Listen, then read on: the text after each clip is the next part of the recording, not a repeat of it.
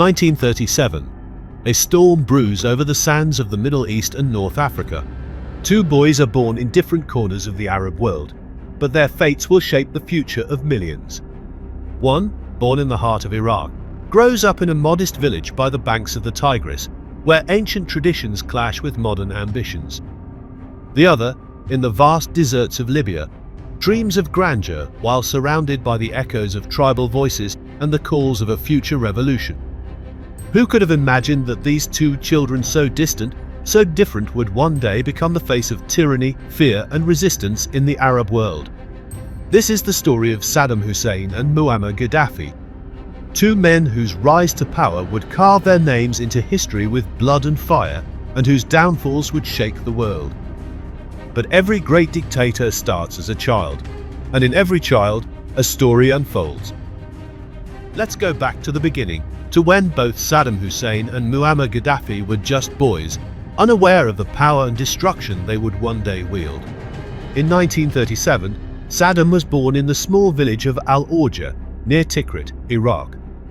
His family was poor. His father had disappeared, possibly dead, even before he was born. Saddam's mother, desperate and struggling, couldn't raise him alone. For a time, she even gave him away to an uncle. And this is where young Saddam's true education began. Not in schools, but in the harsh world of tribal politics and loyalty. His uncle was a fierce nationalist, and under his influence, Saddam grew up hearing stories of Arab resistance, revenge, and pride. But it wasn't just ideology. From his childhood, Saddam learned to navigate power struggles and conflict, and to trust almost no one. The brutality that would later define his reign had its roots in these early years, where strength and ruthlessness were a matter of survival. Meanwhile, across the Mediterranean Sea, in 1942, Muammar Gaddafi was born in the deserts of Sirte, Libya. His family was Bedouin, nomadic and tribal, living with very little. From his earliest days, Gaddafi was surrounded by the harshness of desert life, but also the fierce sense of independence that Bedouins carried with them. His father, a simple goat herder, instilled in him the values of pride, resilience, and a deep hatred for the foreign occupiers Italy, who had colonized Libya. Unlike Saddam, Gaddafi had a close relationship with his family, especially his father, who constantly reminded him of the importance of tribal honor and resistance. This desert upbringing gave Gaddafi a profound sense of destiny, of being someone special, someone who would one day reclaim Libya's lost glory. Both boys, despite growing up in vastly different environments, shared one thing: an unshakable belief that they were meant for something more, something greater. The seeds of ambition and power were planted early, fertilized by hardship, and nurtured by a growing resentment of colonialism and foreign control. As Saddam Hussein and Muammar Gaddafi transitioned into their teenage years, the weight of their environments and upbringing began to mold their ambitions even more. Saddam, in his teenage years, left the village life behind and moved to Baghdad. It was a city full of contradictions where Western influence clashed with deep-seated Arab nationalism. As a young man, Saddam became drawn to the Ba'ath Party, a rising political movement that promised Arab unity and freedom from foreign control. But Baghdad wasn't just about politics for Saddam. It was a place where violence and manipulation were tools of survival.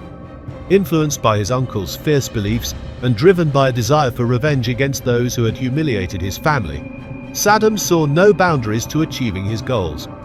He took part in a failed assassination attempt against the Iraqi Prime Minister when he was only in his 20s. It was a sign of things to come. Saddam was ruthless and ready to do anything to climb the ladder of power. Even as a young man, the seeds of dictatorship were already blooming. He was tough, calculated, and always ready to use fear as a weapon. Gaddafi's path was different, but just as turbulent. As a teenager, he was captivated by the stories of Arab leaders who fought colonialism. He idolized Egyptian President Gamal Abdel Nasser, who was leading a pan-Arab movement across the region. In high school, Gaddafi wasn't just a student, he was a leader among his peers, organizing protests against the Libyan monarchy and foreign presence in Libya.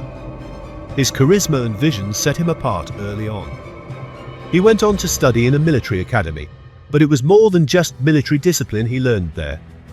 Gaddafi became convinced that Libya and the entire Arab world was destined for revolution. Unlike Saddam, who trusted very few, Gaddafi saw himself as a man of the people, a revolutionary who would uplift the masses. But beneath this idealism, there was an arrogance growing, a belief that he was the only one who could truly lead. In both Iraq and Libya, the society around these two young men was restless. Colonial powers still had influence, and the winds of change were in the air. Arab nationalism was on the rise, and both Saddam and Gaddafi were swept up in the idea that they were destined to be at the center of this revolution. But even as they embraced this vision, their paths would soon diverge in how they would bring their ideologies to life, one through brutal, calculating power, and the other through a vision of himself as a hero and liberator of his people. The seeds of ambition had been planted in their youth, but it was in their early adult years that Saddam Hussein and Muammar Gaddafi solidified their ideologies and embarked on their paths to absolute power. For Saddam, the Ba'ath Party had become more than just a political movement, it was a vehicle for his personal vision of control. The Baathists preached Arab nationalism, socialism, and freedom from colonialism. But for Saddam, it was about something deeper: power, control, and reshaping Iraq in his image. In the early 1960s, Iraq was a cauldron of instability. Military coups, foreign meddling, and ideological conflict defined the political landscape. Saddam seized his moment. After a failed assassination attempt on the Iraqi Prime Minister, he fled to Egypt for a time, but returned determined to make his mark. In 1968, at just 31 years old, Saddam played a key role in the Ba'athist coup that overthrew the ruling regime. Though he wasn't the immediate leader, his influence grew quickly behind the scenes. Saddam was a master of patience and manipulation. Over the next decade, he consolidated power, eliminating rivals, building a cult of personality, and positioning himself as Iraq's undisputed ruler. By 1979, he was ready. Saddam took over the presidency in a dramatic, bloody purge of the Ba'ath Party leadership. Those who questioned him were either killed or exiled. His rise to power was complete, and Iraq was now under his iron fist. Meanwhile, in Libya, Gaddafi's path to power was swift and almost poetic in its simplicity. In 1969, while still a young officer, Gaddafi led a group of fellow military men in a bloodless coup against King Idris, who was out of the country for medical treatment. Libya, under Idris, had been seen as weak, dependent on foreign powers, and out of touch with its people. Gaddafi, inspired by pan-Arabism and a deep hatred for colonialism, saw himself as the savior who would bring Libya back to its roots. At just 27 years old, Gaddafi declared Libya a republic and himself its leader. But Gaddafi wasn't content with just ruling Libya. He had visions of uniting the entire Arab world under his leadership, driven by a bizarre mix of socialist, pan-Arabist, and later pan-Africanist ideals. He believed in what he called the Third Universal Theory, outlined in his Green Book, a blend of direct democracy, socialism, and anti-imperialism. But while he preached these ideals to his people, Gaddafi's rule was becoming increasingly erratic and personalistic.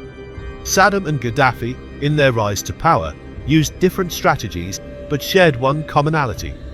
Both saw themselves as larger than life, destined to reshape their countries and perhaps the world in their image. Saddam ruled through fear, calculated brutality, and a desire to control every aspect of Iraqi society. Gaddafi, on the other hand, portrayed himself as a man of the people, a revolutionary hero, but behind the facade, he too was driven by an insatiable need for control and adulation.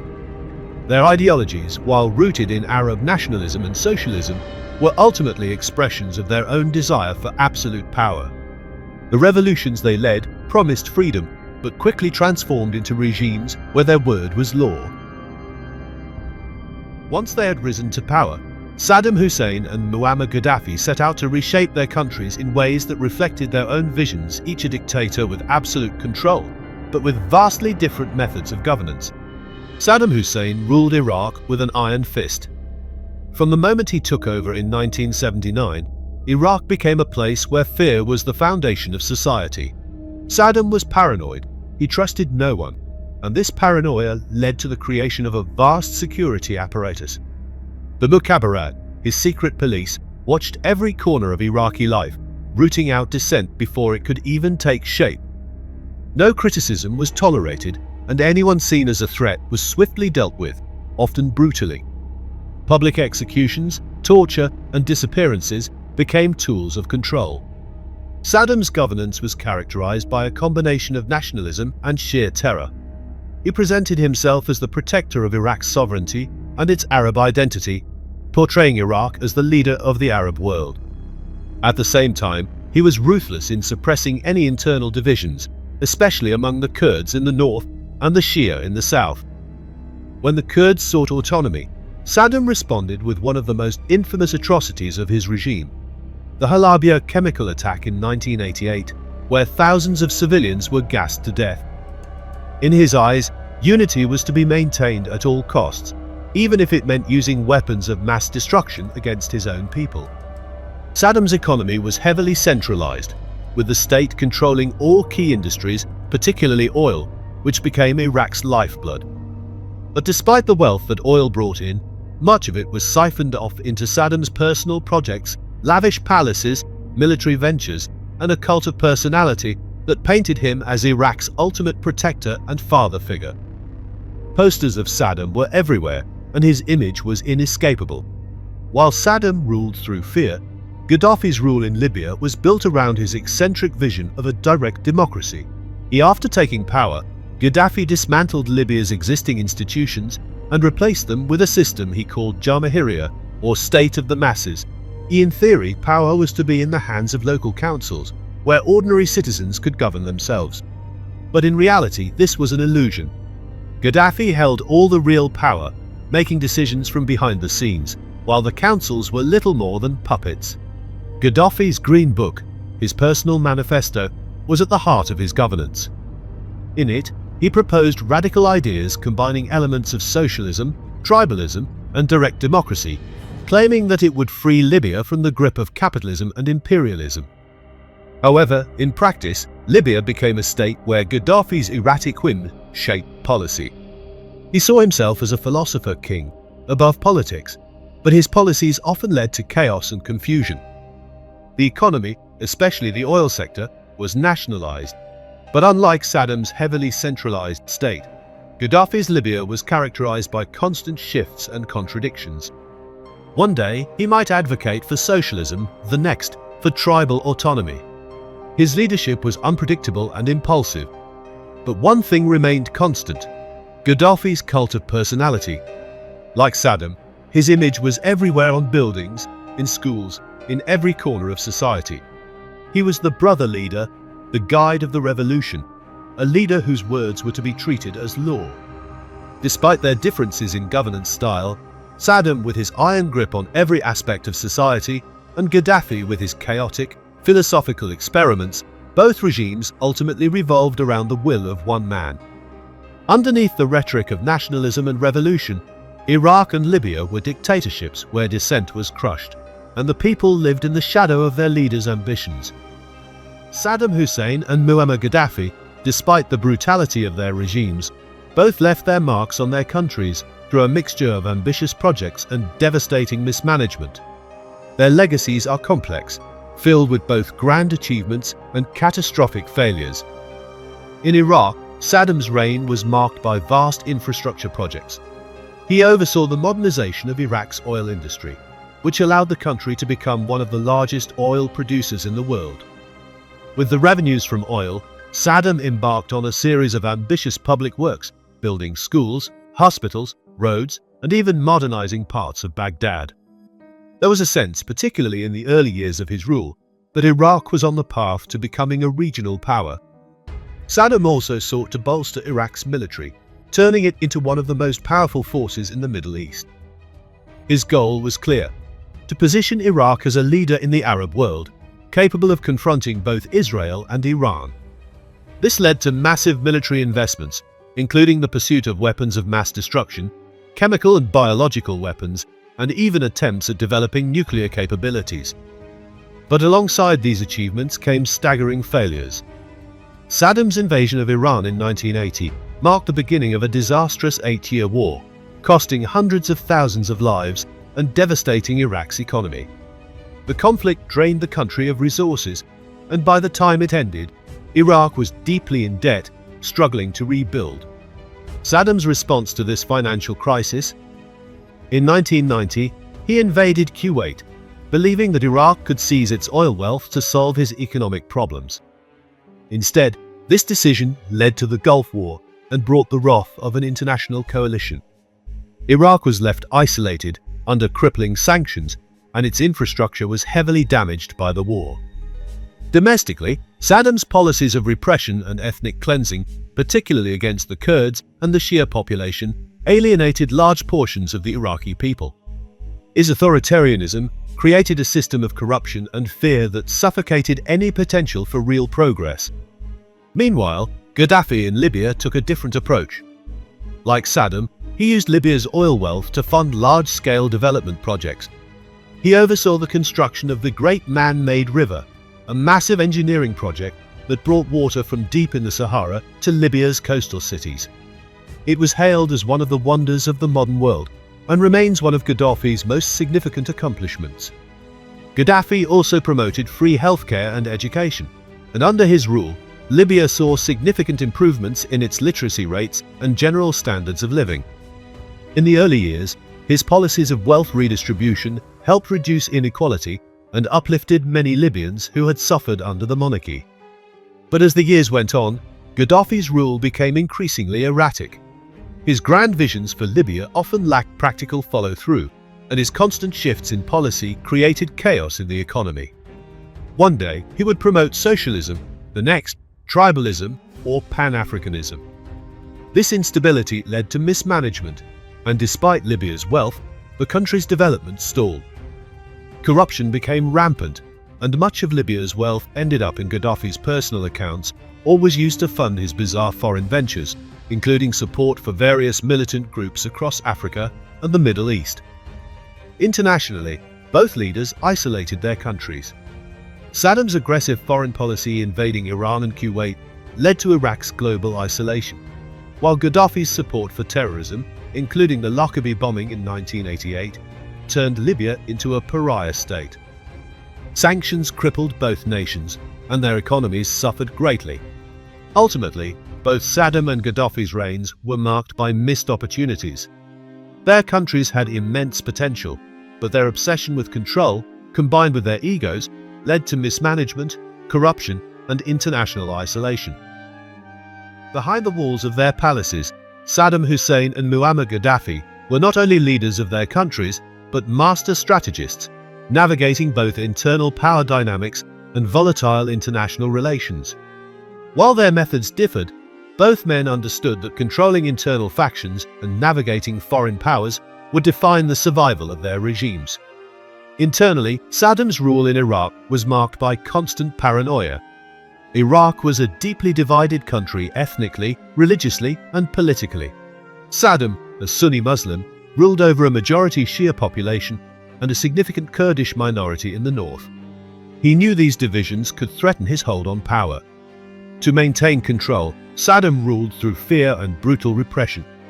His internal security forces, especially the feared Mukhabarat, were everywhere, monitoring not just political opponents, but even ordinary citizens. Saddam used a mix of patronage and violence to secure loyalty within his own party, the Ba'ath Party. Anyone who questioned his authority or posed even the slightest threat was swiftly eliminated. Over time, even those close to him, his family members and trusted advisors, were not immune. Saddam's rule was one where loyalty was rewarded, but suspicion often meant death. Externally, Saddam's ambitions stretched far beyond Iraq's borders. His dream was to make Iraq the leader of the Arab world, and he believed that only through military strength and regional dominance could he achieve that. His relationships with neighboring countries were shaped by this ambition. Early on, Saddam forged alliances with other Arab states, but these relationships were always fraught with tension. His invasion of Iran in 1980, motivated by a desire to weaken a powerful neighbor and gain control over disputed territories, plunged Iraq into a devastating 8-year war. Though it ended in a stalemate, the war left Iraq in ruins. Saddam's foreign policy took an even darker turn in 1990 when he invaded Kuwait. He believed that by seizing Kuwait's oil wealth, Iraq could recover from the economic devastation of the Iran-Iraq War. But the invasion backfired spectacularly. It united the world against him, leading to the formation of a U.S.-LED coalition that swiftly defeated his forces in the Gulf War. Iraq was left isolated and under severe economic sanctions, which crippled the country for over a decade. Meanwhile, Gaddafi's internal relations in Libya were a chaotic mix of tribal politics and revolutionary ideology.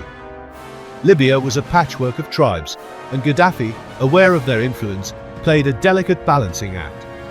He used his revolutionary rhetoric to try and unite the country under the banner of Arab and later African unity. However, when it came to maintaining power, Gaddafi often leaned on tribal alliances. He favored certain tribes over others, creating divisions that would later contribute to the instability of his regime. Gaddafi's vision of direct democracy through local councils, his Jamahiriya, was largely a facade. In reality, he ruled through a close circle of loyalists and tribal leaders who were rewarded for their loyalty. Those who opposed him, or those from marginalized tribes, faced repression. Gaddafi's erratic policies created confusion and uncertainty within the country, but he always managed to keep a tight grip on power through a combination of populism, repression, and tribal alliances. Externally, Gaddafi's foreign relations were equally erratic. Early in his rule, he was a strong advocate for Arab unity, but after repeated failures to unite the Arab world, he shifted his focus to Africa. Gaddafi declared himself the King of Kings of Africa, pouring Libya's wealth into African nations, funding revolutionary movements, and positioning himself as a leader of the continent. But it wasn't just Africa where Gaddafi made his mark. He was infamous for supporting various militant and terrorist groups around the world, from the IRA in Northern Ireland to Palestinian factions in the Middle East. His regime was linked to multiple acts of international terrorism, the most infamous being the bombing of Pan Am Flight 103 over Lockerbie, Scotland, in 1988. This act of terrorism, along with others, led to Libya becoming an international pariah, isolated by UN sanctions throughout much of the 1990s. However, in the early 2000s, Gaddafi made a surprising turn. After years of international isolation, he sought to rehabilitate his image. He agreed to dismantle Libya's weapons of mass destruction programs and compensated victims of the Lockerbie bombing. This shift earned him a temporary reprieve from global isolation, with Western countries hungry for Libyan oil welcoming Gaddafi back into the fold. But his newfound international acceptance didn't last long, as his erratic domestic policies continued to alienate his own people. All great empires, no matter how powerful, eventually faced their decline. For Saddam Hussein and Muammar Gaddafi, the seeds of their downfalls were planted long before the final moments of their regimes. Despite their outward displays of strength, both men ruled over fragile systems that were unsustainable in the long run. In Iraq, Saddam's downfall began with the very same ambition that had driven his rise to power. The invasion of Kuwait in 1990 was a turning point. Though Saddam believed he could easily take over the oil-rich nation and secure Iraq's future, he severely underestimated the global response. The Gulf War ended in defeat, and the harsh sanctions that followed devastated Iraq's economy. For over a decade, Iraq struggled under crippling sanctions, leading to widespread poverty, malnutrition, and social unrest. But Saddam's regime survived these external pressures, in part due to his brutal control over the population. However, the real blow came in 2003 when the U.S. and its allies invaded Iraq under the pretext of eliminating weapons of mass destruction. Saddam's isolation on the international stage, combined with the internal weaknesses of his regime, made Iraq vulnerable to foreign intervention. The regime's reliance on fear and repression had hollowed out its institutions.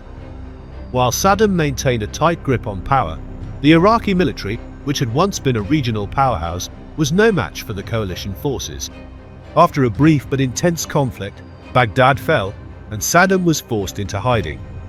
Without Saddam's iron rule, Iraq quickly descended into chaos, exposing the deep ethnic and sectarian divisions that his regime had brutally suppressed for decades. In December 2003, Saddam was captured by U.S. forces, hiding in a small underground bunker near his hometown of Tikrit. His once grand vision of a powerful Iraq lay in ruins. In 2006, he was executed, marking the final chapter in his rule. But even in death, the chaos unleashed by his brutal dictatorship continued to haunt Iraq, which struggled to rebuild and find stability in the post-Saddam era. Gaddafi's downfall, while following a different path, also stemmed from a mix of internal discontent and external pressure. For years, Gaddafi had managed to keep Libya in check through a combination of populist rhetoric, tribal alliances, and repression. However, by the early 2010s, the cracks in his regime were becoming increasingly visible. The Arab Spring in 2011 ignited protests across the Middle East, and Libya was no exception. Inspired by revolutions in Tunisia and Egypt, Libyans took to the streets, demanding an end to Gaddafi's 42-year rule. But unlike some of his regional counterparts, Gaddafi refused to back down. He saw himself as a revolutionary leader, untouchable and indispensable to Libya's future. In response to the protests, Gaddafi unleashed his military on his own people, sparking a full-scale civil war. What followed was a brutal conflict, with Gaddafi's forces battling rebel groups across the country. But Gaddafi's downfall didn't come just from within. As the violence escalated, the international community intervened. NATO, with the support of the United Nations, launched airstrikes against Gaddafi's forces, tipping the balance in favor of the rebels. Like Saddam, Gaddafi had isolated himself on the world stage. His erratic foreign policies, support for terrorism, and long-standing defiance of the West had left him with few allies. In October 2011, as rebel forces closed in on his hometown of Sirte, Gaddafi attempted to flee. But he was captured and brutally killed by the very people he had ruled for so long. His death marked the violent end of his regime. But like Iraq, Libya soon descended into chaos, with tribal factions and rival governments vying for control. In both Iraq and Libya, the downfalls of these two dictators were not just the result of external forces, but of the weaknesses inherent in their regimes. Their reliance on fear, repression, and personal cults of power created fragile systems that collapsed the moment their leaders were removed from the equation. What remained were broken countries, struggling to recover from the legacies of dictatorship. After decades of ruling with an iron fist, the final days of Saddam Hussein and Muammar Gaddafi were marked by desperation, fear, and violent endings, far removed from the power and control they had once held. For Saddam Hussein, the beginning of the end came in 2003, when the U.S.-LED invasion of Iraq toppled his regime. After decades of absolute power, Saddam found himself on the run, hiding from the very people he had once ruled with terror.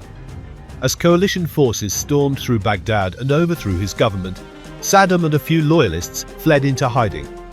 For months, Saddam evaded capture, moving from place to place, relying on old tribal connections near his hometown of Tikrit. But the mighty dictator who had once boasted of his invincibility was reduced to a fugitive, hiding in underground bunkers. On December 13, 2003, his time ran out. U.S. forces found him in a small concealed hole in the ground, a spider hole near a farmhouse. His once grand and defiant image was shattered. When he was pulled from the earth, disheveled and disoriented, the man who had once terrorized an entire nation was now at the mercy of those who had once feared him. Saddam was put on trial by an Iraqi court for crimes against humanity, including the infamous massacre of Shia civilians in Dhu jail. His trial was televised, showing a defiant but increasingly isolated man. Despite his attempts to rally support and paint himself as the victim of foreign occupation, the verdict was inevitable. On December 30, 2006, Saddam was executed by hanging, his death broadcasted around the world. His end, like much of his reign, was marked by violence and controversy. But the Iraq he left behind was far from stable, a country fractured by years of dictatorship, war, and sectarian strife. For Muammar Gaddafi, The final chapter of his life played out in a similarly tragic and brutal fashion. In 2011, as the Arab Spring protests spread across the Middle East, Gaddafi's Libya was engulfed in revolution. Unlike other dictators who had fallen before him, Gaddafi refused to leave power peacefully. He called the protesters rats and vowed to hunt them down, sparking a bloody civil war. As NATO forces intervened with airstrikes in support of the rebels, Gaddafi's grip on Libya rapidly weakened. His once loyal forces were defeated, city after city fell to rebel control, and his own people turned against him.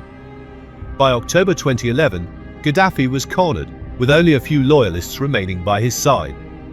He fled to his hometown of Sirte, hoping to regroup and fight back. But his reign was over.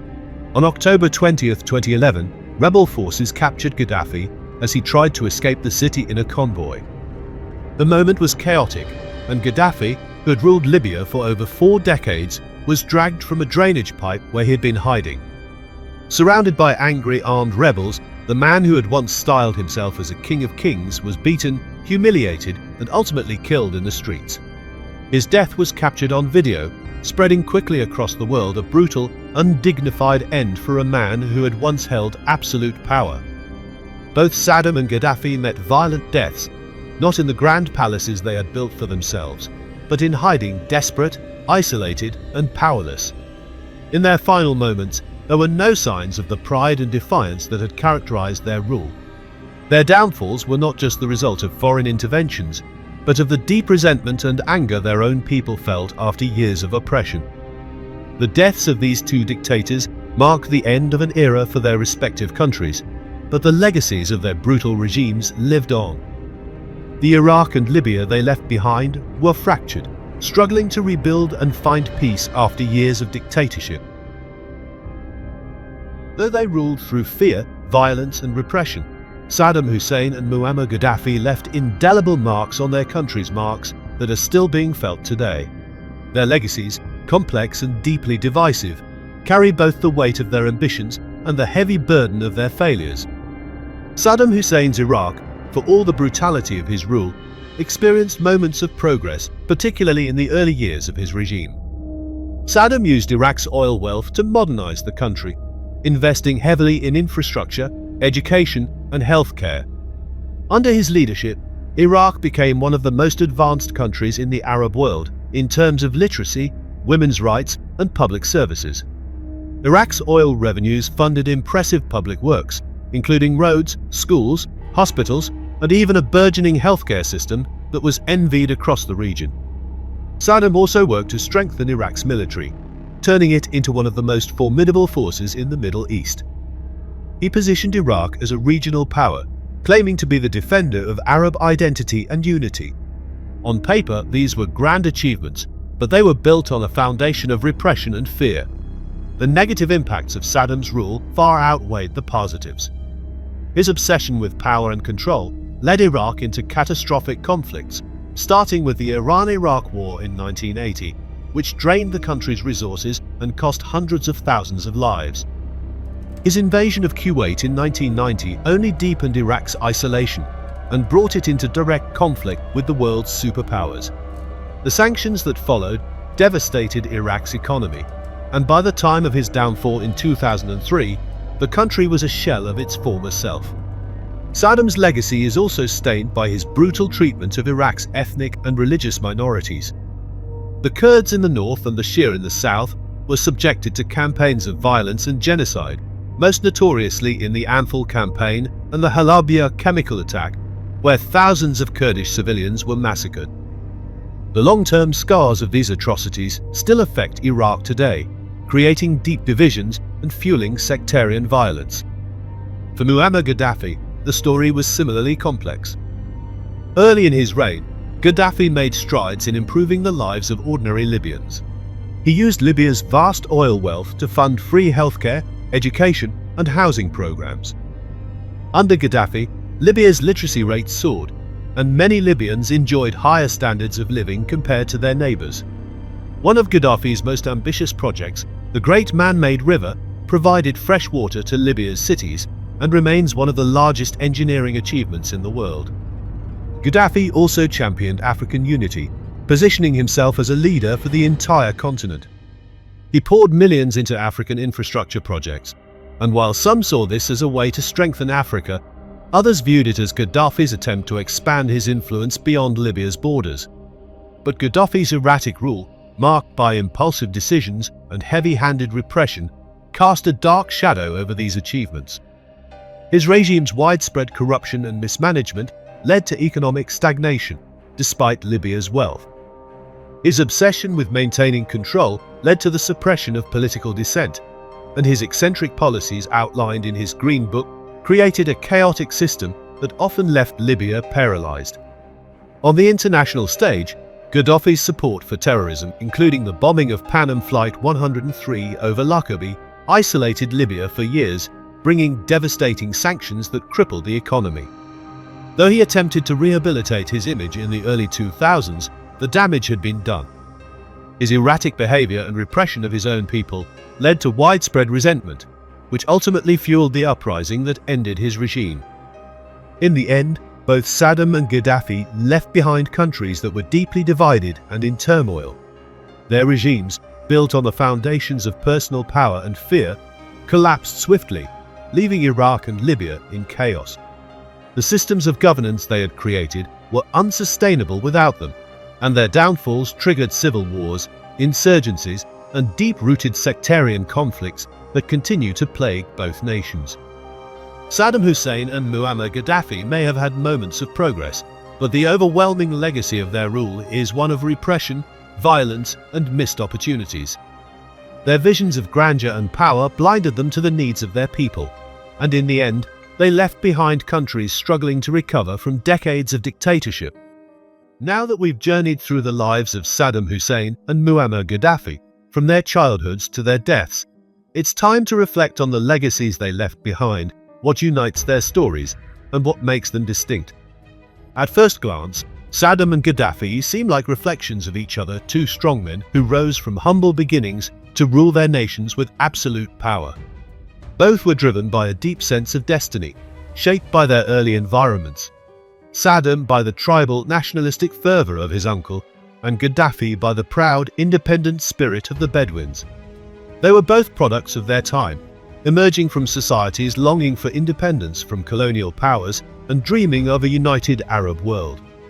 Yet, while their paths to power and their methods of control had similarities, their personalities and approaches diverged in significant ways. Saddam Hussein was calculated, ruthless, and pragmatic. He used fear as a tool and loyalty as a currency.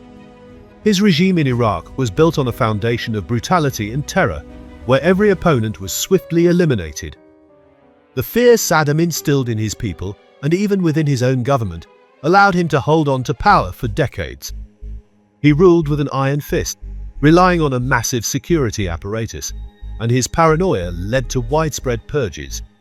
Under Saddam, Iraq became a state where dissent was nearly impossible, as even the slightest hint of opposition could lead to imprisonment, torture, or death. But Saddam's pragmatism came with severe consequences. His ambitious attempts to expand Iraq's influence through military conflicts, most notably the Iran-Iraq War and the invasion of Kuwait, resulted in devastating losses, both in terms of human life and economic stability. His desire to assert Iraq as a regional power backfired, leaving the country isolated and under crippling sanctions. Gaddafi, on the other hand, was more erratic and ideological. His vision for Libya was shaped by his personal philosophy, the Green Book, in which he outlined his dream of direct democracy through local councils. While this system sounded revolutionary in theory, it created confusion and instability in practice. Gaddafi often made impulsive decisions, changing policies on a whim, and his approach to governance was far less structured than Saddam's. He styled himself as a philosopher king, a man above politics, but in reality, he was at the center of every major decision in Libya. While Saddam was primarily concerned with controlling Iraq and asserting its dominance in the region, Gaddafi's ambitions were more global. He saw himself as a revolutionary leader, not just for Libya, but for all of Africa and the Arab world. His attempts to unite Arab countries failed, leading him to shift his focus to Africa, where he poured Libyan resources into uniting the continent under his leadership. But Gaddafi's erratic foreign policy, coupled with his support for international terrorism, led to Libya's isolation on the world stage, much like Iraq under Saddam. Their regimes shared a common downfall. They built systems of power that could not survive without them. Both Saddam and Gaddafi created states where they were the central figure, the cornerstone of the regime. Without them, their countries descended into chaos. Iraq, after Saddam's removal, plunged into sectarian violence, with long-standing ethnic and religious tensions boiling over. Gaddafi's death left Libya in a state of civil war, with multiple factions vying for control, driven by the tribal divisions Gaddafi had manipulated for decades. In the end, both men's obsessions with power and control led to their undoing. Their inability to adapt to changing political climates, their isolation from their own people, and their willingness to use violence against their citizens sealed their fates. But beyond the immediate fall of their regimes, the long-term impacts of their rule continue to affect Iraq and Libya today. Both countries remain deeply divided, struggling to rebuild after years of dictatorship and war. Saddam and Gaddafi will be remembered as symbols of the era of Arab strongman leaders who promised unity and strength, but ultimately brought their nations to the brink of collapse. Their legacy is a cautionary tale about the dangers of unchecked power, the fragility of regimes built on fear, and the long-lasting effects of authoritarian rule. And so, the chapters of Saddam Hussein and Muammar Gaddafi's lives come to a close. Two men, once seen as unstoppable, as rulers who controlled the destinies of their nations with absolute power, now exist only in the pages of history. Their palaces have turned to ruins, their portraits torn from the walls, their voices silenced forever. But their legacies, for better or worse, continue to echo through the streets of Baghdad and Tripoli, in the memories of those who lived under their rule, and in the nations still struggling to heal from the wounds of dictatorship. As we step back from their stories, we must ask ourselves, what does their rise and fall teach us about power, about leadership, about the price a nation pays for control concentrated in the hands of one man? Is it possible for a nation to rise from the ashes of authoritarianism, or does the shadow of the strongman linger long after he's gone? Saddam and Gaddafi are gone, but the lessons their lives offer are still unfolding across the Middle East, across the world, wherever people yearn for freedom and struggle against the forces of oppression. And now, as we close the final page of this story, we are left with one final question. What will history write about the leaders of tomorrow? And now, we'd love to hear from you. What did you think of the stories of Saddam Hussein and Muammar Gaddafi? Did their rise to power and their ultimate downfall spark any thoughts or questions? Perhaps you see connections to events unfolding in the world today, or maybe there are aspects of their stories that surprised you. We want to know what you think. Leave a comment, share your thoughts, or tell us what part of their stories resonated with you the most. And don't forget to share this episode with others who might find it interesting. If you enjoyed this journey through history, make sure to subscribe to our podcast for more deep dives into the lives of world leaders and historical events that shaped our world. We're excited to continue the conversation with you. Let's keep it going.